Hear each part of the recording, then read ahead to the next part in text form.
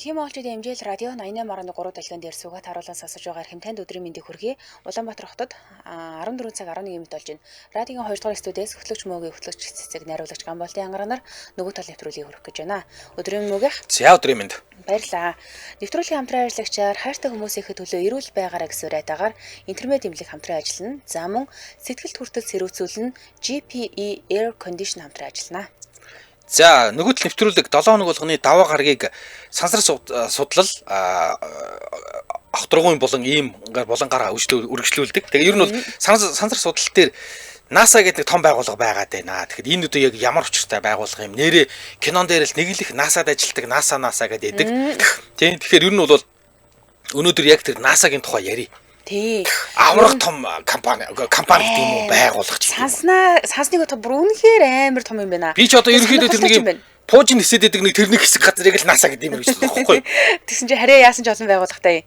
За Монгол хүн байна да нэр нусаас сая хэлнэ. NASA гэж бид нэр яриад идэг тэгээд товчоор тэгвэл National Aeronautic and Space Administration гэдэг үгийн товчлол. За энэ нь агаар сансрын үндэсний удирдах газар гэсэн утгатай. За гэхдээ Aeronautic гэдгийг шууд агаар гэх нь одоо бас хайшаа жимдээ тий. Ер нь бол нөгөө нэг агаарыг судлаад байгаа юм биш. Агаарт болж байгаа тэр нөгөө нислэг хөдөлгөөнүүдийг хэлж байгаа юм байна. За тийм. Энэ ойлгомжтой тий. Тэгэхээр space гэдэг бол угаасаа сансар гэсэн үг. За гэхдээ агаарын нислэг хөдөлгөөн гэж байгаа бол ганцхан сансрыг биш одоо сансарт байгаа бүх зүйлийг судлана гэсэн үг байхгүй. Бүх зүйлийг сансарт л байгаа зүйлөө судлана гэсэн үг.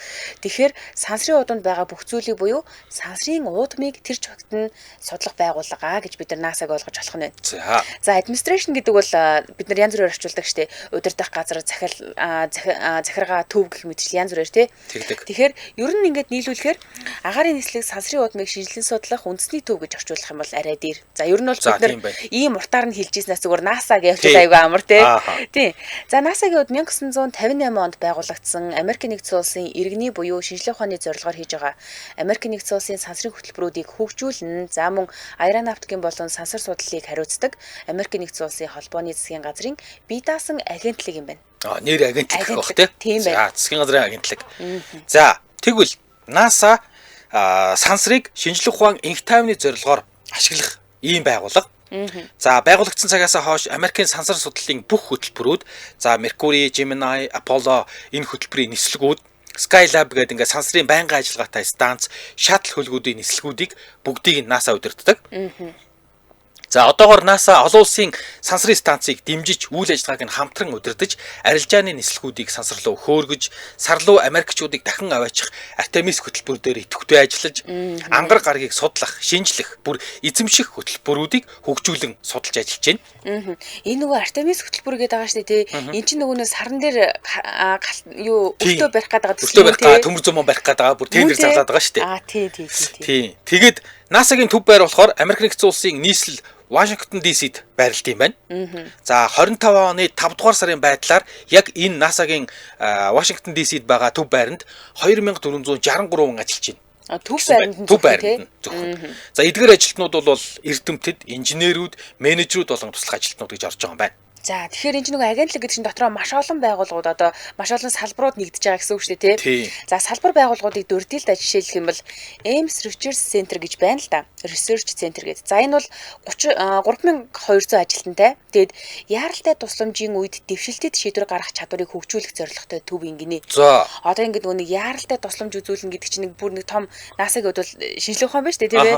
Энийг шийдвэр гаргах чадварыг нь хөгжүүлдэг гэхээр бас арай магадгүй одоо юу гэдэг сансарт гинт юм эвдрэгч гэдэг юм уу те янз бүрийн ийм гинтийн яаралтай шийдвэр гаргахад энэ дэр одоо юу дэр нөгөө Apollo 13 дээр гардаг шүү дээ. Тэ ингээд эвдэрчдэг. За одоо яах вэ? Яаж авчрах вэ? Энэ хамгийн чухал юм шиг санагдсан. 1939 оны 12 дугаар сарын 20-нд байгуулагдсан. Тэгээ Калифорни мужийн Moffett Field гэдэг газар байд юм байна. За дараагийнх нь Armstrong Flight Research Center гэж байгаа. Энэ бол 1100 ажилтнтай. Агаар мандлын орчин дахь нислэгийн туршилтуудыг хийдэг гол төвний гинэ. 1946 онд байгуулагдсан Калифорни мужийн Edwards хотод байдаг бол John Glenn-ийн судалгааны төв гэж байгаа. За энэ бол манай сонсож ирсэн. Тийм John Glenn-ийн төв. Энд 3200 орчим хүн ажилтан гинэ. Тэгээ анхлан онгоцны хөдөлгүүрийн судалгаа туршилтын төв байсан юм байна. Одоо болохоор пуужингийн хөдөлгүүр туршдаг газар болсон. Тэгээ 1941 онд байгуулагдсан Cleveland мужийн Hopkins нисэх буудлын хажууд идэг гинэ. За тэгвэл дөрөвт нь Goddard Space Flight Center гэж байгаа. Энэ болохоор 10,000 ажилтнтай, нэлийн том гэсэн үг. NASA-гийн голлох сансрын нислэгийн цогцлбор юм байна. Би сонсч ирсэн Goddard Space Flight Center. За Goddard гэж айгууг сонсч ирсэн байна. 1951 оны 5 дугаар сарын 1-нд байгуулагдсан Maryland мужийн Green Belt гэдэг юм газар байд юм байна. Хаашиж Америк таарцсан юм байна те. Энд тэндгүй байд юм байна. Одоо чинь Монгол дээр хэрвээ буулгыг бол баг 18 аймагт нэг байд юм. Хаашиж 21 аймагт нэг байдаг. Өөр газар байд юм баг шүү. Тийм байна. За тэгсэн болоогүй. Goddard Institute for Space Studies буюу 125 ажилтнтай сансрын цаг уур болон уур амьсгалын өөрчлөлийг судалдаг байгууллага байна. Бүр 61 оны 1 сарын 29-нд байгуулагдсан Нью-Йорк хотод байдаг. Энэ бол хамгийн цөөхөлийн ажиллаж байгаа газар юм байна те 125 болоо. Тэгээ сансар цагаагаар юу болох нэ гэдэг. За Jet Propulsion Laboratory гэж ийм газар байна байгууллага 5500 ажилтнтай. Сансарт ашиглаж байгаа бүх нөгөө роботууд саран дээр ангараг дээр ажиллаж байгаа хөлгүүдийг энд бүтээгээд дуршдаг. Одоо нөгөө сарнаа явж маавч гэх юмнууд байгуулдаг те. Эднийг энд бүтээгээд туршаад явдаг. Бүр 36 оны 10 сарын 31-нд байгуулагдсан Калифорни мужийн өмнөд хэсэгт байдаг юм байна. За тэгээд нөгөө алдарт Johnson Space Center 12,000 ажилтнтай. Бас нэлийн том юм байна. Тий, дэлхий дээр 4 хүн байдаг 24 цагийн байнгын ажиллагаатай нислэгийг удирдахдаг. Одоо кинонд дэр байнг гардаг нь энэ. Энэ юм уу? Тий. Тэ одоо гэдэг 24 цагаар ингээд газраас сансрын хэсэг удирддаг. Америкийн бүх сансрын нислэг эндээс удирдана. Тий, тэгээд Техас мужийн Хьюстонд байдаг. Тэгээ ямар санда сансрын хэсэгчнэр тэгж кинон дээр Хьюстон инглээ гэдэг. Тий. Тэгээд Johnson Space Center-ээс ингээд сансарт хөөрдөг. Тэгээд тэднийг бол Johnson Space Center гэж сансрын хэсэгч нь хэлдэг үү? Хьюстон гэж хэлдэг. Газартай холбогдож байгаа. За тэгээд Catherine Johnson IV&V Facility гэж ийм байгууллага байна. 275 ажилтнтай. Энэ болохоор NASA-гийн хамгийн дээд зэргийн тооцоолол програмчлалыг хийдэг. Нөгөө нэг хоёул ярьж байсан Catherine Johnson-ны талаар тэрний нэрэмжтэй юу салбар нь шүү дээ. Нэр тийм бай тээ. Тэр нөгөө гайхалтай математик өндөр хэсгээтэй математикч гэдээсэн шүү дээ. Тэр чинь Catherine Johnson гэдэг шүү. За 93 онд байгуулагдсан. Харцангуй хожуу байгуулагдсан. Энэ чинь нөгөө сүүлд өөрийнх нь нэрээр тустай юм байна л байгуулсан. Баруун Виржиниа мужийн Fairmount хотод байдаг гинэ. За гих мэтлээ ингээд яваад байна. Амар олон юм билээ. Зөндөө олон байгууллага байна бүр. Бараг 19-20 байгууллага байх шиг байсан шүү. Тийм байна. За тэгсэн ингэж байна. За ингээд харахаар NASA өөрөө маш том үндэсний хэмжээний байгууллага байна. Тийм байна. За саяны ярьсан тэр судалгааны төвүүд тэгээ сансрын буудлууд, туршилтын талбайнууд ч бүр хэдэн мянган ажилтнуудтай маш том байгууламжууд байгаа байхгүй. Бүгдээрээ дарга захиралтай. Тэгсэн ингэж байгаа байхгүй. 2024 оны 12 дугаар сарын байдлаар NASA-д 17,131 байнгын оронтой тогтмол байнга ажилдаг. Тий. За 1391 төр оронтоон дээр нийтдээ 18,522 хүн ажиллаж ийн гэсэн ийм тайлан гарсан. NASA бол олон нийтийн байгууллага буюу одоо бүх мэдээлэл нийлэх байх хэвээр ийм байгууллага юм. Кинодэр чинь тэгж гардаг штэ. Тий. За энэ хүмүүст жилдээ 2 тэрбум долларын цалин тавьдаг гинэ. Заад ийм олол юм чи мэдээ. Тэгин. За тэгэхээр ингээд хуваагаад үзэхээр 2 тэрбум долларыг ингээд нэг ажилтнанд дундслаад үзэхээр жилийн цалин бол нэг 114,651 доллар гэсэн үг. За NASA жил бүр ойролцоогоор 75.6 тэрбум долларын худалдан авалт хийдэг. Нэг байгууллага жилийнх нь нэг жилийнх нь NASA бүтэн ажиллахад тэгээ энэ бол хараа зүгээр л офсийн зардал шүү. Зөвхөн офс уу? Тий, тэр сансар масч тусдаа бүр хэдэн тэрбумаар яригдана. Зөвхөн офсийн зардал. Бичгийн цаас, үзэг, бал, тэгээ ажилтнуудын хоол хүнс, тий, тэгээд угаа цэвэрлэх материал, машин, тэрэг, бензин, тос зүгээр ингээд ажил хийхэд шаарддаг сансарт биш. Зүгээр тэр NASA-гийнхэн ажиллахад шаарддаг зардал нь 72.6 тэрбум доллар. Одоо бид нар ингээд энд офс үйл ажиллагаа явуулж байгаа шиг ийм л зардал гэсэн үг. Тэг нь үйл ажиллагааных зардал нь. За 75.6 тэрбум долларын худалдан авалтыг бэлтгэн нийлүүлээд NASA-д одоо юу гэдэг NASA-г хэвээ ажиллахад нь зориулаад 304,000 хүн баг ажлын байртай байдаг гинэ. NASA-д ингээ ханган нийлүүлэгч хийдэг. Амар юу юм бэ? Нилийн том юм байна тий. Тийм байна. За хоёулаа хамтран ажиллагчаа танилцуулаад үргэлжлүүлээ. Нэвтрүүлгийн хамтран ажиллагчаар хайртай хүмүүсийнхээ төлөө эрүүл байгаарай гэсэн маш гоё уриатаагаар интермед эмнэлэг хамтран ажиллаж байна. За интермед эмнэлэг болохоор улаан хоолой, ходоод бүдүүн гэдэс, уушиг хөх голтыг эргэтэн, илэг цус нойр булчирхай, дотоод чүрлийн булчирхай, бөөр шээсний зам, чих хамар хоолой, толгой хүзүү, яс зөөлөн эд, эмэгтэйчүүд мис засал, гимтэл цоггийн мис заслын ийм тусламж үйлчилгээг үзүүлж байна. Ер нь бол бүх төрлийн Харин тийм ээ. Одоо сая өнгөрсөн 5 дахь өдөр 103-аар эмнэлэг явлаа. 5 дахь өдөр яасан гэдгсэн чинь хөвлийн хавар хүчтэй базалж өвдсөн. Тэгээ бүр амар өвдөд болохгүй диско 103 удаа явсан. Тэгээд нөгөө яг эмнэлгийн байгууллага учраас амар ойчртой. Тэгээ ингээд хүн өвдөөд ахад чинь өмнөх хүн бас ингээд өвдөөд ингээд ойчр дараалтай байна гэдэг чинь ямар амар хэцүү зүйл юм бэ. Тэгэл тэр үед ерөөсөө 24 цагийн яаралтай тусламж үйлчилгээ үзүүлдэг хувийн эмнэлэг ямар эмнэлэг вэ гэж хүн хамгийн дөрөнд хайд юм бэлээ. За тэгээд би тэгтээ интернет эмнэлгийг сансан.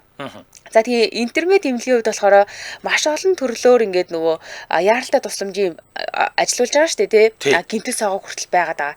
Тэгээ энэ дээрээс нэмээд хамгийн гол нь хавдрын болон хавдрын бус мэс заслын цогц тусламж үйлчилгээг нэг дороос авах боломжтой гэдэг чинь та яаралтайгаар мэс засалд орох шаардлагатай бол интернет эмнэлэгт очиход тэр үйлчилгээг авах боломжтой гэсэн үг байна. За бас нэг магадгүй та ингээд гимтийн байдлаар осол гимтэл одоо гэдэг жижиг ахуйч гэсэн юм ингээд осол ороод тэгээ ингээд гимтсэн байвал ер нь гимтлийн эмнэлэг магадгүй жоохон хоолч гэдэг юм уу те эсвэл очир дараал ихтэй байвал юу эднийх интернет нэг давхуртаа яаралтай тусламжийн тасаг 24 цагаар ажиллаулдаг юм байлээ. Гимтлийн. Одоо энэ дээр мөгийнх нэг ийм мэдээ ирсэн байгаа байхгүй юу? Ходоод багасгах мэс засал гэж байд юм байна. Харин тийм гин. Тийм. За энэ мэс заслын дараа хүмүүс дунджаар илүүдэл жингийнхээ 60-70%-ийг 1-2 жилийн дотор хастын гинэ. Тэгээ энэ хаалганд ямар хүмүүс орохын гэхээр жингийн илүүдэлтэй хэрнээ дасгал хийх боломжгүй нөгөө зүрх судасны өвчлөлтөө хүмүүс эдэг штэ. Ачаал авч болохгүй зүрхэндээ дасгал хийхээр ачаалах гэдэг ийм хүмүүс зориулаад энэ хаалгаа хийд юм байна. За жишээлбэл чихрийн шижинтэй хүмүүс бас орох тохиол байдгийн гинэ. Хэрвээ ийм заалттай бол интернет эмнэлгийн нэг давхрын мэсцлийн засагт нь хандж явах жишээтэй. За. Ааха. Сонирхолтой. За тэгэхээр хавдрын цогц тусламж үйлчилгээг үзүүлж байгаа гэж байгаа. Энэ нь оншилгоо, мэс засал, хийм, бай эмчилгээ, дархлаа эмчилгээ, дааврын эмчилгээ, эмчилгээний хоол зүй, хавдрын дараах хяналт, за мөн нүхэн сэргээх мэс засал зэргийг нэг дор хийдэг гэдгээрээ интернет эмнэлэг даваа байна. За утасны дугаар 77 техник 11 гэсэн дугаараас илүү дэлгэрэнгүй мэдээлэл авна. 77 техник 11 мөн интернет цэгмэн гэсэн вебсайтад хандаж болно. Эсвэл интернет хоспитал Монголиа гэсэн фэйсбүүк рүү та ороод асуух зүйлээ чадварна асуудаг ч юм уу эсвэл илүү дэлгэрэнгүй мэдээллийг авч болно. За нэвтрүүлгийн хамтран ажиллагчаар хаартай хүмүүсийн төлөө эрүүл байгаараа интернет эмнэлэг хамтран ажиллаж байна. За баярлалаа. NASA-гийн талаар яриагаа битээр одоо үргэлжлүүлэх гэж байна. За, NASA-д одоо ингээд ийм олон мянган хүн 18,000 орчим хүн ажилладаг гэж ярьлаа. Тэгсэн чинь NASA-д ингээд ажилд орохын тулд ер нь хүн яг ямар байх хэвээр юм бэ гэдэг нэг чухал асуулт байгаа шүү дээ. NASA-д ч одоо манай Монгол хүн ажиллаж байгааг л хэдүүл яриад байгаа шүү дээ. Тэгэхээр энд өөр хүмүүс ажиллахыг хүсэх юм бол одоо ямар дүрм журам үйлчлдэг талаар нь ярил л да. За, NASA-гийн ажилтан байгууллагаас гадуур олонний төвөл ажиллагаанд оролцох болох юм бол за жишээлбэл NASA-гийн нэрийг ашиглаад лекц уншдаг ч юм уу, ном бичих ч юм уу, бизнес эрхлэх бол байгууллага нэр хүндийг хамгаалах зорилгоор заавал NASA-д урьдчилж мэдээлнэ. За би ийм лекц уншиж шүү гэдгээл NASA тайлгна гэсэн үг. За бас ямар нэгэн кинон дээр NASA гэдэг нэрийг ашиглах шаардлагатай болох юм бол одоо бид нар NASA гэдэг үг ашигласан маш олон кино үзчихсэн шүү дээ. Тэгэх юм бол заавал NASA-гаас зөвшөөрөл авдаг гинэ. Одоо энэ дээр юу жишээ авч болж байгаа гэхээр харийн амьдралын хэлбэр байдаг тухай Life гэдэг нэг кино юм байна. За энэ кинон дээр NASA гэдэг нэрийг ашиглахыг ерөөсөө зөвшөөрөөгүй юм байна NASA. Наад кино ч харийн амьдралын хэлбэр гэ манай судалгаанаас бүр ингээд зөрөө явчлаа. Манай NASA гэдэг нэрийг ашиглахгүй гэдэг ч юм уу те. За мөн ажилтнуудыг төрийн албан агчийн ёс зүйг чанд сахихыг шаарддаг гинэ. За хэрвээ та NASA-д ажилд орох юм бол олон нийтийн сүлжээнд бусдтай маргалдаж болохгүй. Хэрэлдэж болохгүй. Бусдыг доромжилж болохгүй. Одоо өөрөөр хэлбэл Facebook байлаа гэхэд Facebook-оор ямар нэгэн юм маргаантай комент бичиж болохгүй нахана шүү дээ. За тэгээ энэс гадна албаны компьютер, сүлжээ, автомашин бусад эд зүйлс төрийн өмч учраас төрийн өмчийг хувьдаа ашиглах тийм ашиг сонирхолтны зөрчил байж болохгүй гэж үздэг юм байна. За. Бас хатуу юм тий. Тий, ер нь ингээд нэг NASA-д ажилд орё гэвэл олон нийтийн сүлжээ гэдгийг бараг мартсан л зүгээр юм байна. Ер нь хараа нэг ийм буруу ойлголт байдаг гэсэн. Бид нар очиж үзээг болоод тэгээд байгаа гэсэн чинь кинон дээр бол ингээд нэг тийм Америкч гэдэг юм уу, Европод нэг амар гоё эрхчлөөтэй хүмүүс гэж. Гэтэл яг яс юм дээр бол харин ч эсэргээр амар олон хатуу дүрмж урамтай. Эсэргээр харин тийм гэсэн. За, тэгсэн ингэж байна. NASA бол анх 60-аад онд сансраас эргэж ирсэн хүмүүсийг 21 хоног тусгаарладаг байжээ. Одоо сонин журмууд бас нэрж байгаа шүү. За тий. Анх ингээд 60-аад онд сансар дөнгөж ингээд нэг нисээд ирсэн хүмүүсийг бүтэн гэрт нь хариулахгүйгээр бүр ингээд хайртай хүмүүстэй нь уулзахгүйгээр 21 хоног тусгаарлцдаг. Энд чинь нөгөө юу яад гэсэн сансраас ямар нэг нөгөө бактери аваад ирэх юм. Яг тэгдэг гэсэн. Тэр нөгөө ер нь сансрын талаар мэдээлэл бага байсан учраас, мэдлэг бага байсан учраас ямар нэгэн ням бактери дагаж ирэх, ямар нэгэн халдвар одоо юу гэдэг те автсан байж магадгүй гэж ингээд 21 хоног карантинлдэг юм байна. За тэгээд бүр саран дээр очисон хүмүүс бол бүгд энэ шаардлагын дагуу тусгаарлагдсан. Саран дээр очиж буусан гэдэг. Нөгөө кино байдаг үлээ юу байдаг үлээ ингээл нөгөө буугаал ирсэн чи урдаас амар олон машинтай хүмүүс очингуудаа хоп гэж барьж аваад нэг амар өөр тийш аваа явчихдаг. Харин тий. Тэгээд энэ журмыг болохоор 77 онд цуцлсан юм байна. Тийм цуцлсан юм бол ер нь бол ингэх шаардлага байхгүй. Сансарт одоохондоо тийм янз бүрийн бактери гэдэг юм уу те ийм юм байхгүй. Хүнд наалдаад дэлхий дээр ирээд үрчичгээр ийм янз бүрийн бактери бол байхгүй гэж үзсэн. Тэгээд 77 онд цуцлсан. За дээрэс нь сансарт цогтруулахундаа хэрэглэхийг хатуу хориглодог гинэ. Мэдээж харин тий. Тэгэхээр хэдэн сар жилээр нисдэг хүмүүс бол ямар ч одоо юу гэдэг цогтруулахундаа хэрэглэхгүй гэсэн үг. Цэвэршээд ирнэ гэсэн үг. За Skylab гэж нөгөө байнгын ажиллагаатай сансрын станц дээр бол уг нь яг пив ууж болохыг зөвшөөрөх гэсэн юм байна. Тэр чинь сансар хэсэгт чинь амьдарч байгаа шүү дээ. Тийм шүү дээ. Ажлын цаг нь байна. Тэгээ ажлын бус цаг одоо тэн чинь ам дав. Уулын тэгээ ажлын бус цагаараа ингээд пив ууж болно гэж яг зөвшөөрөх гэсэн юм байна. Тэгсэн чинь зөвшөөрөх гэж хилцэгдэж явж хагаад нэгдүгээр тэн чинь ажлын байр, хоёрдугаарт төрийн албан офис NASA бол тэр сансарт байсан чи төрийн мөнгөөр нисэж байгаа. Дотор төлөвчдийн мөнгөөр нисэж байгаа учраас наадах чинь төрийн офис гэж явна. За гуравт нь ямар нэг байдлаар ингээ нэг сансрын хэсэг чинь сэтгэл зүйн хувьд сонирн байгаад ингээ хэтрүүлж уугаад согтоод тасруул яах юм бэ? Яг унтчих үеэр нь ямар ч ухаангүй тасарсан үеэр нь гинтийн асуудал болол яах юм. За ингээд ер нь бол ерөөсөө л сансарт пив уухыг ч гэсэн болиулъя. Анханасаа зөвшөөрөхгүй. Ингээд зөвшөөрөөгүй. Хилцэж явж байгаа л тэгсэн. Уг нь бол зөвшөөрөгдөх гээд ингээд те яагаад зүгээр одоо юу гэдэг ямар их уух биш. Сансарт ингээд олон сар жирээр ажиллаж байгаа хүмүүс ч бас сэтгэл зүйн хувьд хэцүү байна. Тэгэхээр пив ууж болдгоо юм уу гэд. Манай ойлгохоо дээр байдаг л нэг өдөрт 2 пивний нормтой гэдэг лөө. 100. Тийм бидэг гэсэн чинь тэрнтэй адилхан. Гэтэ арай өөр зөвшөөрөөгүй юм байна. Тэгсэн чинь юу яажээ? За тэгээд ингээд нэгдүгээр цогтруулахундаа юу ч хаан зөвшөөрөхгүй болчихоо. За сансрын сэгч нарыг одоо ч гэсэн нийгмийн сүлжээнд хяндаг нөгөө NASA-гийн нэр хүндийг унгах эсвэл сөргөөр нөлөөлөх ийм ямар нэгэн пост, комент, зураг нийтлэхийг ажилдаг бүх хүмүүсээсээ шаарддаг тэгж нийтлэхгүй шүүгээд. Тий. Тэгээд дээрэс нь сансрын нислэг бол ямар ч аюулгүй гэж ярьж болохгүй. NASA-д ажиллаж байгаа бол. За дээрэс нь NASA-гийн тухай нэг ийм зугаа цэнгэл маягаар эсвэл хошигнсон маягаар тайлбар хийж ерөөсө болохгүй гэж үзсэн. Албан байх хэрэгтэй юм. Тий. Тэгээд сансар бол эрсдэлтэй, үнэхээр эрсдэлтэй ажил гэдгийг за сансарт ажиллах нь бол үнэхээр хүнд хэцүү нөхцөл гэдгийг нь одоо юу гэдэг хэрвээ тайлбарлахаар бол ингэж тайлбарлана. гэж үздэг гин. Гэхдээ нөгөө нэг чинь чи бол одоо юу гэдэг юм одоо сансар NASA-д ажиллаж байгаа ажлын бус цагаараа амарч явах үедээ чи NASA-гийн ажилтан байдаг учраас чамайг ингэж ярьчаар NASA-д ажилтан юм чи үнэн гэж хүмүүс бодно. Тийм болохоор хошигноод, маазраад эсвэл сансар бол гайгүйчтэй байгаагүй шүү. Тийм янз бүрийн тайлбар бол хийх хатуу хоригддаг. NASA-д ажлыг бол зүгээр Facebook-ийг л мартгал юм биш. За тэгсэн бас нэг сонирхолтой юм ингэж байгаа. Сансрын нисгэгч нарыг зүүдээ тэмдэглээд тэмдэглэл хөтлөхийг шаарддаг гинэ. За. Айгуу сонин. За яагаад гэсэн чинь жингүүдлийн орчинд очихоор хүний зүүдний бүтцийг өөрчилждэг гинэ амар сонио. Сансарт ингэ нисэж яхад одоо зүүд найраа өөр байх нь шүү дээ. Тэгээ сүүлийн үед нөгөө бид нэр яриад байгаа REM нойр гэл аюух ярьдаг болсон шүү дээ нөгөө Rapid Eye Movement Sleep буюу одоо REM зүүд, REM нойр гэл. Энэ үед болохоор хүний тарих ойр авийнхаа бүх мэдээллийг бүртгэж аваад зүүдэнд нөлөөлдөг гэж үзхийг одоо нөлөөлдөг энэ байдлыг REM гэж нэрлэдэг байгаа байхгүй юу? За. Тэгэд энэ байдал нь сансрын нисгэгчид тэр нөгөө жингүүлийн орчинд очичхороо нөлөөлдөг учраас юугаа энэ зүүдээ айгуу сайн тэмдэглэл гэдэг юм байна. За. Тий. Тэгээд зарим тохиолдолд сансрын нисгэгчээр гайхалтай тод дүрслэлтэй зүүд зүүдэлсэн байдаг гэж шүү. Яг энэ тэмдэглэлийн уушгаар. Тийм үү. Тэгэхээр зүүдний нөгөө заримдаа ингээл бүдэг бадаг бид нар чи ингээд сандгүй шүү дээ. Гэтэл ингээд сэрээд амар тод санаж ийн гэдэг чинь бас ингээд зүүднийх нь бүтцэд өөрчлөлт орсон байдаг гэж юм. За. За сансарт ч бай, газарт ч бай нууц материалтай холбоотой мэдээлэл, өргөдөл, төхөөрөмжтэй ажиллах үед заавал 2 хүн ажилладаг. За өгөгдөл нэг хүнд ангаараа хандах боломжгүй гэдэг гинэ. За жишээлх юм бол хиймэл дагуулыг удирдах, нислэгийн чиглэлийг өөрчлөх тохиолдолд заавал 2 хүн хоёр талаасаа зөвшөөрлийн код оруулна. За. Энэ нэг мэдээллийг буруугаар ашиглахаас сэргийлдэг гинэ. Тийм байна. Сансрын нисгэж болоход сансрын хөлгийн жорлон ашигла сурах юм тусгай сургалт ордын гинэ. За.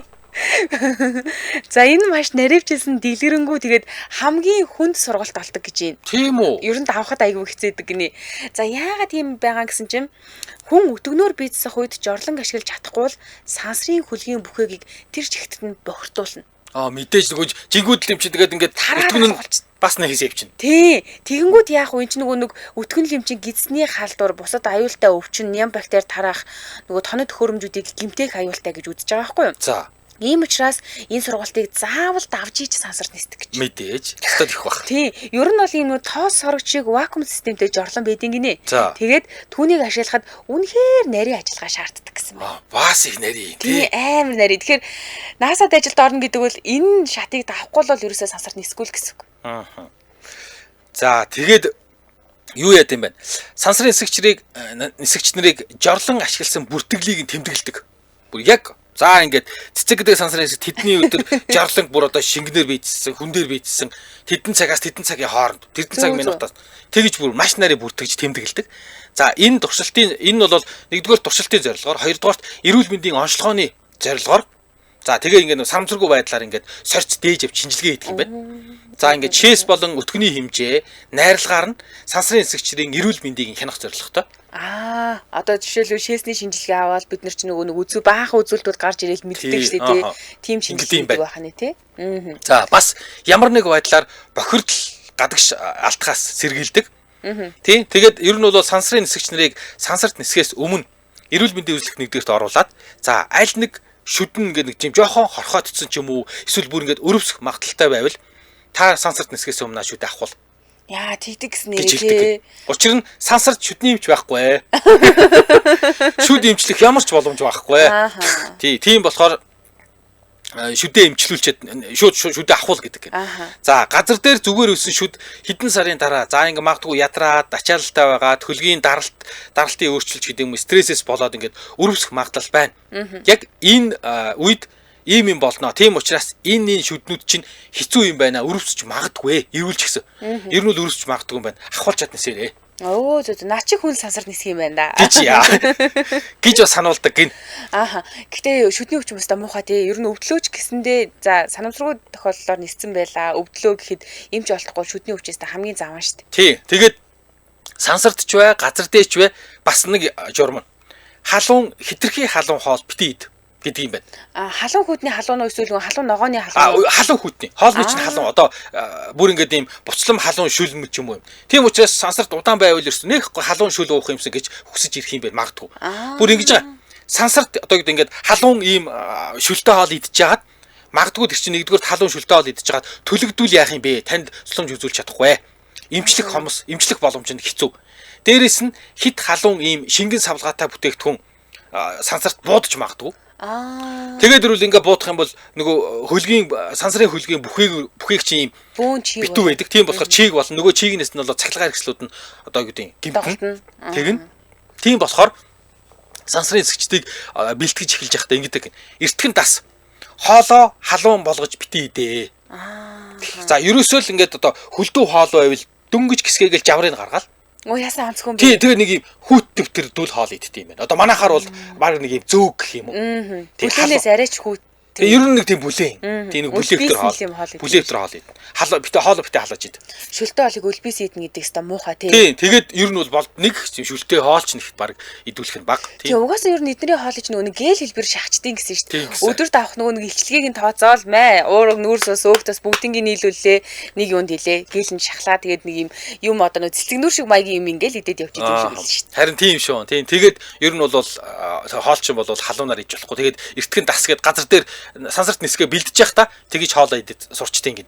Ингэнэ Рад Салман хүүхэд байхад бүх шүд бүрэн хүн сансарт нисдэгэ хэрвээ нэг шүд хорхотой бол сансарт задарч өгдөг гэж ярьдаг байлаа гинэ. За би шүн бүр зүүдэлж өглөөн зүүдээ маш сайн сандгаа зүүдээ бичиж тэмдэглэх юм бол раман болох байхаа гэсэн байна. Рэм нойр бол манайхаар бол одоо нохоо унталт юм уу да гэсэн байна. Хүн ингэдэг нөгөө нэг юм жоохон сэрэд ч юм шиг те сэрүүн ч юм шиг унтаад байгаа ч юм шиг гаднаас ингээд нөгөө нэг юм дуу чимээг бол хүлээж аваад боловсруулаад одоо тэр чинь нөгөө юуны ухаалаг цаг чинь бол таны яг ингээд нөгөө нэг гүн ойрсолт үлээ те тэр чинь тэтгэн цаг яг заримдаа би тэр чинь маш богинохоо унтд юм биш тэр гүн ойрсолт нь 2 цаг 3 цаг баг бүртгэгдсэн байт юм биш. Тэнгүүтээ нөгөө нэг хэлбэлцэлтэй байдаг гэсэн нэг 3 цаг болоод юу ягаал рэм нойр нь удаа өргөлжилж ягаал гүн ойрлогоо ороод дахиад рэм нойр нь олоод тэгэл гүн ойрлогоо ордог. Айгүй гүн одоо тэгвэл ингээд рэм нойронд би ингээ унтчих тэнд зурагт үзэж яхад ингээ зурагтын ярьж байгаа юм зүүдэнд орж ирээд ажилтаа хогийн юм болдог тий. Тийм сансар тийм чи бүр амар болно гэсэн үг. Тийм үү ёо. Зүүдний бүтцээс өөрчлөлт ордог гэдэг аа штэ. Цэцэгийг сансарт нисчвэл онгоцоо намайг аваад яваач гэдэг чи цэцэг чээ манай их чинь пуужин тэнд байна гэж орилондоо л гэж байна. За одоо үргэлжлүүлээд гой гой сонирхолтой мэдээллүүдээ хүргэе. За ингэдэг гэж байгаа. Сансарт хувийн үзүүл авч явахад хэмжээ хязгаар байна гэж байгаа. За тусгай сав баглаа буудалтай 500 граммаас бага жинтэй ямар ч галын аюул байхгүй, үнэргүй, хагарах боломжгүй, хурц зэрэг зүйл авч явахыг зөвшөөрдөг гэж байна. Тэгэхээр нэг юм 500 граммаас бага юм авч явах нэ дээ. Тийм байна. За гэхдээ сансрын нисгэгч нар ихэвчлэн юу авч явдаг вэ гэхээр гэр бүлийн зураг ч юм уу, эсвэл жижигхэн медаль ч юм уу, эсвэл туг тарцаг авч явдаг гинэ. За нөгөө гэр бүлийнхэн зургийг аваачаад юун дээр уутанд хийж агаад саран дээр тавьсан гэдэг нэг түүх байдаг тий. За тэгсэн чинь энэ урт хугацааны явцад ер нь хүмүүс юу авч явж исэн юм болоо гэдэг айгүй сонирхолтой жишээнүүд олсон. Гитар авч явж исэн гинэ. Энд ч одоо амар том штэ. Тэгээ бас нөгөө нэг горил сарамгчны бүтэн өмсгөл авч явахыг зөвшөөрж исэн гинэ. За энэ нөгөө бас нэг алдартай бичлэг байдаг штэ. Сансарт нөгөө нэг энэ юу гориллын өмсгөлийг өмсөнгүүтээ нөгөө хамт байгаа хүмүүсээ айлгаж зочоогоод идэг. Бас ийм тохиолдол гарсан. Бүгдийн нэстэ сарватал зочиолгосон. Тэр нөгөө нэг сансрын нисгэгч нарыг одоо юу гэдэг амьдаа ингээ нэг юм сансарт чинь сэтгэл санаа хүртэл өөрчлөгддөг гэсэн. Тэгээ тэрийг илүү зугаатай дуртай юмтай байлгах гэж зөвшөөрдөг юм байлгүй заримдаа. Уунууд ихсэн юм байлгүй. За тэгээд одоо ингээд юм авч явлаа гэж бодсон шүү дээ. Тэгэхээр энэ заавал эхлээд үнэрийн тестээр ордог гинэ. За үнэр ялгаруулдаг бол авч явахыг зөвшөөрдгөө гэж байна. За жишээлбэл зөөлөн тоглоом, эрзэмн тоглоомнуудыг бүр шууд ингээ хураагаад авчдаг. Тэд нар одоо сансарт очихороо үнэр ялгаруулад идэх юм билгүй? Ухаа бас. За энэс гадна ингэсэн гэж байгаа. Сансрын хөлөгт зөвшөөрөгдөх дуу чимээний төвшин 70 децибелээс хитрэх ёсгүй гэж үздэг гинэ. За яагаад гэхээр хитрхийн их чимээтэй байх юм бол тэр хүний чинь анхаарлан сарничнаа. Унтаж амрахт нь саад болноо. Унтаж амарч чадахгүй бол маргааш нь сэрээд нөгөө шийдвэр гаргахад нөлөөлнө тий. За тэгээд ер нь стресст айгүйх амархан өртүүлчихнэ гэж үздэг юм байна. Хитрхийг дуу чимээтэй байгаад байх юм бол тэгээ одоо авч явах байгаа юм дуу гаргадаг байна уу, гаргадаггүй байна уу? Тэр нь одоо гаргадаг бол 70 децибелээс их байна уу, бага байна уу гэдгийг харж иж зөвшөөрөх нь штэ. За мөн сансрын хөлгийн бүхээгт өмнө байгаагүй дуу чимээ гарлаа гэж үзэх юм бол шууд маш нухацтайгаар авч үздэг гинэ. Яагаад гэхээр ямар нэгэн эвдрэл хэмтэл байж магадгүй одоо энэ тэнд ямар нэг юм одоо болт шүрүүп юу гэдэг тэрэн суларсан ч юм билүү гэд ер нь бол ингээд ийм маш чанга хатуу байдлаар энэ дуу чимээг бол айгүй өндөрт авч үздэг юм байна. За энэс гадна ингэж байгаа тусгай дохионы цаг буюу бүх Wi-Fi, Bluetooth, радио холбоог таслах юм цаг бэдинг гинэ. За тэгээд энэ нь болохоор нэгдүгээр тухайн төхөөрөмжүүдийг хит ачааллахгүй амраах зориултаа. Одоо жишээлбэл Wi-Fi-роо холбогдоод ингэ байгаад байгаа юм бол тэр хүн чинь унтахгүй ингээд ядраад ээж болно шүү дээ. Тэгвэл энэ цагны тусламжтайгаар тэрийг салгадаг байгаа юм шүү дээ. Унтраагаа салгах гэдэг шиг л унтраагаа тасаа гэдэг шиг. Тий. Тэгээд хүмүүсийг ер нь ингээд хит ачааллуулахгүй бай, хүмүүсээ амраах, нарийн хэмжилт хийх зорилготой гэж байна. Тэгээд тухайлах юм бол нөгөө нэг гүн сансраас ирж байгаа дохионууд маш нарийн байдаг учраас хэмжилт хийх бараг бүх төхөөрөмжүүдэд унтраадаг гэж шүү. Хоёулаач нөгөө нэг дээр нэг ярьжсэн шүү дээ. Нөгөө нэг бүр ингээд хазаалтаас нь нөгөө нэг долгион цацрагаа тэрийг нь бүртгэж аваад гэд ингээд ярьжсэн. Тэгэхээр ер нь гүн сансраас ирж байгаа дохионууд маш нарийн байдаг учраас тэнд бол ийм юу байхгүй. Ер нь дуу чимээтэй байхыг хоригдтол гэж байна. За тэгээд сансарт төрхийг хоригддаг нь мэдээж энэ ч юу ч байхгүй тий. Гэтэл ямар ч сансарт төрхийг хоригддаг. Хоёлаа юу ачи хамтран ажиллагчид танилцуулаад энэ талаар энэ айгуу сонирхолтой байсан надаа. За нэвтрүүлгийн хамтран ажиллагчаар сэтгэл хөдлөл сэрүүцүүлнэ гэсэн уриатаагаар GPE Air Condition хамтран ажиллаж байна. За ер нь бол одоо ингээд дулааны үйлрэл, халууны үйлрэл эхэлж байна. Тийм болохоор маш сайхан сэрүүцүүлэх сайн чанарын ийм кондишн та ингээд гэртээ байгууллагатаа одоо юу гэдэг оффистаа тавья гэвэл GPE гэдэг ингээд улаан бичгтэй ийм кондишнууд урагшаа явж байгаа бол хаасаагүй байх одоо баг хятадын баг байшин болгон дээр нэгэ элж ирэтл өрцсөн байдаг те сонхон дээр нь. Тийм эн чинь тэгээ угаасаа улсын үйлдвэр юм билээ шүү дээ. Тийм хятадын улсын үйлдвэр тэгэхээр хятад улстай болохоор эмнэлгийн тоног төхөөрөмж үйлдвэрлэлээр энэ брэнд GPE гэдэг брэнд алдартай. Тэгээд GPE Mongolia гэдэг ингээд ийм бүтээгдэхүүнээ Монголд оруулж ирж байгаа юм байна лээ.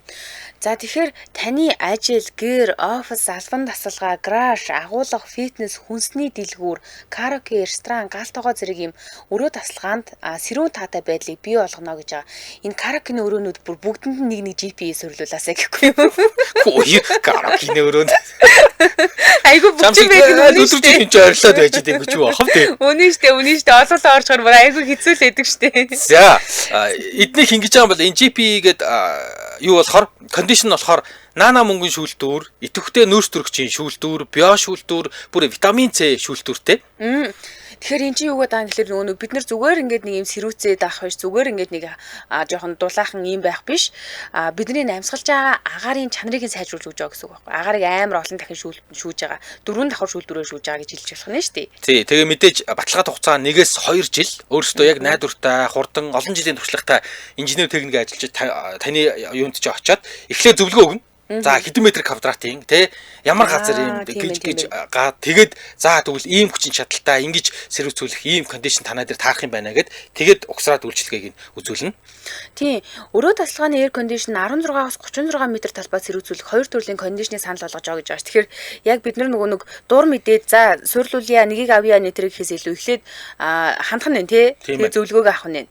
За хаяг байршлын хувьд болохоор Баянгол дүүргийн 22 дугаар хороо 17-гийн 57 тоод буюу 6 дугаар бичил хорооллын баруун хонд байдаг нэг салбар байна.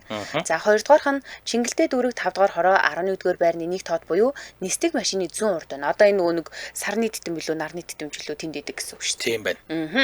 За утасны дугаар нь 99 44 34. За мөн 93 10 30 30 гэсэн дугаарууд байна.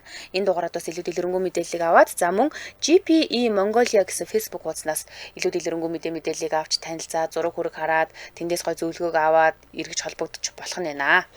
Манай нэвтрүүлэгтээ сэтгэлд хүртэл сэрүүцүүлнэ гэсэн урайтай GPE Air Condition хамтран ажиллаа. Баярлалаа. За баярлалаа. За бид NASA-гийн тухай ярьж байгаа. За сансарт төрхийг хоригддаг. Эмнэлгийн тусламж үзүүлэхэд хүндрэлтэй учраас сансарт төрж болохгүй гэж байгаа. За мэдээж жирэмсэн эмэгтэйг сансарт нисэгдэггүй учраас энэ бол одоо юу гэдгийг төржис тохиол байхгүй. Тэгээ ер нь жингүүдлийн орчинд жирэмслэлт ургийн хөгжилд сөрөг нөлөөтэй гэж үздэг. Дээрээс нь сансрын цацрагийн хордлогод өртнөө гэж бас үздэг гин. Энэ чинь нөгөө нэг юу штэ Тершкафон нисээд ирээд тэгээ дараа нь нөгөө нэг бас нэг сансрын нисгчтэй суулгачаад энэ хоёр ч дундаасаа хүүхдтэй болсон чинь тэр охиныг нь 16 жилийн турш эмнэлгийн хяналтанд байлгасан гэсэн. Тэгээ бүр сүүлдээ охиноосоо олж энэ хоёр хоорондоо маргалдаа жил болго ингээд шинжилгээ өгөөл ийш тийш ингээд авч явал ингээд ах юм яасан амар хэцүү юм бэ гэд Тершкаф өөр айгу дургүй байсан гэдэг юм биш үү тий. Тершкафыг чинь нөгөө нэг сансарт гарцсан дэлхийн хүн болцсон гэл анхны эмэгтэй нисгэж болцсон гэд зөвлөлт холбоо тоосын 3 дахь сансрын нисгчтэй суулгацсан юм байлээ шүү дээ хүчээр хөөх юм. За дээрэс нь сансарт хин нэг нас барвал тусгай зориултын ийм хөлдөөгч уутанд тэр нас барсан хүний цогцыг нь хийн. Тэгээд байлгасаар байгаад газар руу авчрна буухта. За уутнаас нь гарахгүйгээр тэгээд ингээд сансарт одоо юу гэдэг те ингээд магадгүй сансрын хэсэгч 3 сансрын хэсэгт нисээд нэг нь тийм байдлаар ингээд нас орчвол тэгээд ажиллагаагаа дуустал ингээд тэр нэг хөлдөөгч ууттайгаа байж л байна. Тэр одоо нэг бас авсан гэсэн үг юм уу? Тэгнэ гэсэн үг. Тэгээд хин нэгэн ямар нэг тохиолдолд нас орвол цогцсыг нь хийж ирэх уут нь яг тухайн хүний биед нь таарсан байдаг. Тэгэхээр бүх сансрын хэсэгч одоо баг авсан өгч явуулдаг гэсэн цог. Амар юм тий. Яг нэг хөлөгтэй байжсэн чинь хажуухан талд нэг хаалга нэгээд цаадлын өрөөнд миний авсан ээж нэг бодсон. Тий тэгээ ингээд бэлэн одоо юу гэдэг яг тэр одоо юу гэдэг зүгээр л ерөнхий биш бүр яг тэр хүний онцлогт нь таарсан ийм одоо хөлдөөгч уут буюу авсыг нь цог явуулдаг хөлөг нисгт нь. За тэгээд хуучин болол ер нь 70 он хүртэл 80 он хүртэл ялангуяа сансрын юуны хөлгийн бүхийг жижигхэн байсан учраас зай багтай байсан учраас ер нь болж л өгвөл жижигвтер хүмүүсийг сансар нисгдэг байсан. Одоо бол сансрын хөлөг айгуу гоё уучин болсон болохоор бүр 196 см өндөртэй хүн сансарт ниссэн. Тий. Юу 68 мм-тэй байсан баг шүү тий. Гагарин тэр. Тий, Гагарин эднэрийг бол 168 байсан баг. Тий гэсэн албаар ер нь жижигвтер ийм хүмүүсийг сонгодог байсан. Одоо бол гайг болсон гэдэг өндөр нь. За дээрэс нь NASA сансрын хэсэгч нарыг газар дээр бэлтгэл хийж яхад хоорондоо гэрлэхийг бол хоригддаг. Тэгтээ хоорондоо одоо сансарт нисээгүй газар дээр байхдаа бэлтгэл хийж яхад бол хоорондоо хайр дурлалтай болоод гэрэлж болно. Гэхдээ яг нэг нислэгээр гэр бүлийн хоёр хүн нэг дор явахыг зөвшөөрдөг. эхнэр нөхөр хоёр нэг дорд нисгийг зөвшөөрдөг юм байна. Тий. Хэрвээ ямар нэгэн эрсдэл гарвал тэр гэрвэл тэр чигээр одоо ингэж нас орноо. Гэж үзээд тий. Хизээч одоо юу гэдэг эхнэр нөхөр хоёр сансрын нисгчийг нэг нэгслэгээр явуулахгүй. Хөөе гагаар нь чи бүр метр 57 юм биш үү? Тийм баха. Харин бүр айгүй жижиг юм байна. 68 л үү гэж бодоодсэн чи 57 юм байна. Тий. Тэгээд ер нь бол юу яадаг гинэ. Өмнө нь насаа бол энийг анзаардаггүй байсан юм байл да. Ингээд гэр бүлийн эхнэр нөхөр хоёр ингээд урд нь нисчиж байгаагүй. Гэхдээ ийм тохиолдол үүсэж болохыг тоодгүй байсан чинь 92 онд Марк Ли, Жан Дэвис гэж гэр бүлийн хоёр хүн сансарт ниссэн юм байна. За. Тэгээд энээс хойш эн чи ингээд нөө юу яж ах юм бэ ч нөгөө сансарт нисэх гэж олон жил бэлдэн. Тэгээд тэр хоорондоо суугаад гэрлээд гэр бүл болчвол нэг нислэгээр эхнэр нөхөр хоёр явуулж болохгүй юм байна. Хойлоо хөвчүүл яах гэж харин тийм. Тэгээд энэ нислэгийн дараа хоригдсон гэж аахгүй. Ер нь бол нисэгцнийхаа дараа л анзаарсан байна тийм. Анзаарсан тийм. Тэгээд энэ чи ингэж болдгоо юм байна гэж хоригдсон гинэ. За сансрын хүлэг дотор болон зарим офсуудад бүх камер, микрофонууд 24 цагаар ажиллаж байгаа. Тэгээд бүх дуу, дүрс, яриа бичлэг болон бичлэгийг хадгалж идэг гинэ. За. Гэхдээ энэ болохоор нөгөө нэг аюулгүй байдлын болон судалгааны зорилттой. За ямар нэгэн осол боллоо гэх юм бол эргээд нөгөө нэг мөрдөн шалгах, бусад хичээл, сургалт болох зорилготойгоор ингэдэг гинэ. Одоо нөгөө онгоцонд хар хайрцаг гэж байдаг шиг юм байна л да. Камерууд ил болон нууц далд байдалтай байдаг гэж байна. Илэнч байгаа, далданч байгаа. Өөрөөр хэлбэл нөгөө сансрын нисгэж мэдж байгаа ч байгаа, нүдэнд харагдаж байгаа, харагдахгүй байгаа ч байгаа гэсэн үг байна. Тий. Үүнийг аюулгүй байдлын тохиолдолд тусгай эрх бүхий албан тушаалтан протокол үлдчихэж нээдэг гэж энэ бүр. Тийм шүү дээ. Тэнд чи бас ингэ хүний хувийн амьдрал яваад шүү дээ. Сансрын нисгчдийн. Тийм. Тэрнээс ч ингэ хүссэн хүмүүр нь үсчихгүй юм байл та. Одоо бүр юм security director буюу хамгаалалт хариуцсан захирал гэж хүн байдаг гэж энэ тусдаа. Энэ хүн зөвшөөрч ийж тэгээд энэ хүн заавал юм комисс гаргаж ийж тэгээд зөвшөөрөлтэйгээр дээрэс нь комисстойгоор энэ одоо камеруудын бичлэгүүдийг ил болгож үздэг гинэ. За сансрын нисгэж нарт гэр бүлтэйгээ холбогдох ийм цаг гэж байгаа. 7 хоногт 1-2 удаа ийм тусгай сувгаар радио, видео, аудио, видео дуудлага хийхийг зөвшөөрдөг гэж байна. За гэхдээ одоо нөгөө ингээл бид нар кинон дээр хардаг штэ хүүхдийнх нь баяр боллоо, эхнэр нь төрлөө мөрлөө гэж ийм баярт мөчүүд байдаг штэ хүний тий. Энэ тохиолдолд нөгөө нэг арай жоох уян хатан байж болдог. Тэрнээс биш цагийн хязгаартай байдаг гэж байгаа байхгүй ингэж холбогдох нь. За тэдээс тэдийн хооронд шүү, тэдэн минут шүү гэдэг ч юм уу. Тэгээ бас юунууд нь сансрын нисгэж шин хоорондоо нөгөө ээлжилдэг. Энэ ээлжил дарааллын нүхэл гаргацсан байдаг юм билээ. Зөө. Тэдний өдөрчөө холбогдно. Тийм. За мөн сансрын хүлэгт тойл ашиглахыг зөвшөөрөхгүй. Тойл ашиглахыг зөвшөөрөхгүй. Яаж юм блөө? Үгүй тэр чинь ингээ хагарчуул яах юм гэж айдаг гэж юм. Тийм үү?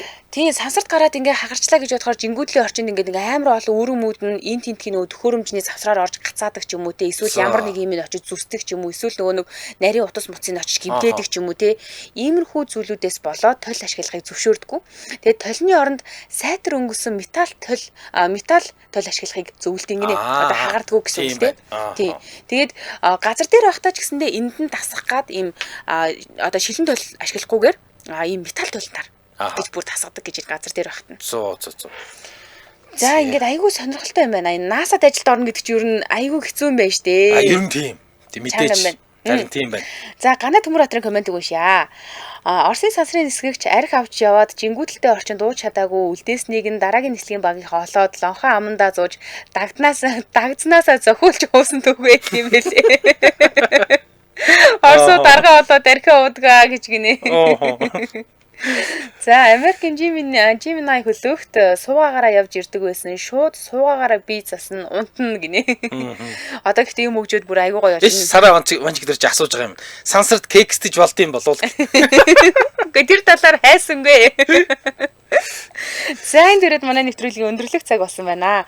Хайртай хүмүүсийнхээ төлөө эрүүл байгаарай гэсэн уриатаагаар интернет имлэг хамтран ажиллалаа. За мөн сэтгэл хүртэл сэрүүцүүлнэ гэсэн уриатаагаар GPE Air Condition хамтран ажилласан баярлалаа. Сонсогчдоо үргэлжлүүлээд 15 цагаас радио мэдээг үлээн сонсороо 15 цаг 10 минутаас элдв шүпийн нэвтрүүлгээр эргээд уулзъя. Баярлалаа мөгөх. За баярлалаа.